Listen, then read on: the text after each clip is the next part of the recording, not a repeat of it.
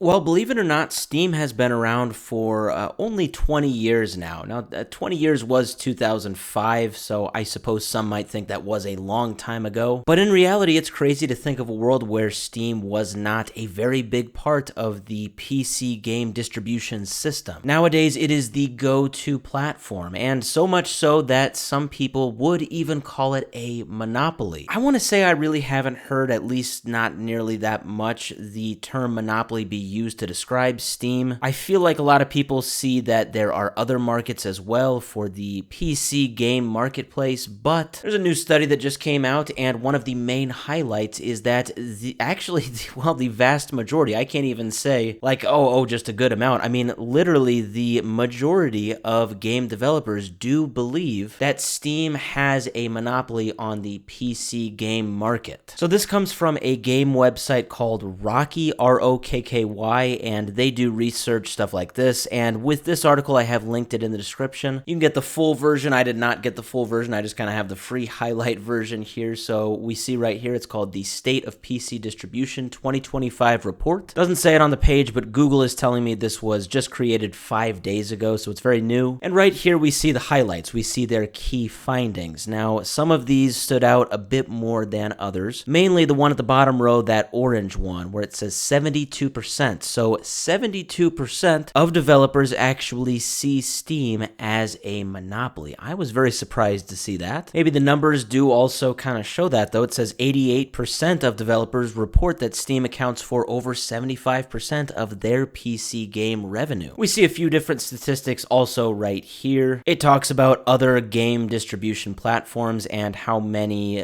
developers have distributed at least one title to these other platforms. This is the Epic Games Store, GOG, itch.io, and then I'm not gonna lie, some of these I feel very dumb. I've never heard of them before. I know it's probably crazy. G2A and Kinguin. I'm gonna look that up right now. All right, well, I guess there's nothing that really stands out too much with these platforms. Nothing that I think that I've seen it before, but maybe this kind of does show the point, though, right? Like, we've all heard of Steam. Maybe I'm kind of weird for not hearing of Kinguin. I don't know. But yeah, point is, Steam kind of seems to be the main go-to platform when it comes to buying games on PC. Not even for the developers, but just from the consumer point of view. I just feel that Steam is very convenient. It's a very good platform, and it's probably extremely hard to do what they do. You really just can't create another Steam. I talked a few days ago about how Amazon, they actually, believe it or not, were trying to be the new Steam for like 15 years, and try as they did, they just couldn't do it. Crazy that even a company as huge as Amazon just couldn't beat Steam, and that, well, they couldn't even come close. So does Steam actually have a monopoly on this whole thing? Well, it actually turns out that, yes, the majority of developers, almost 3/4 of them, do feel that way.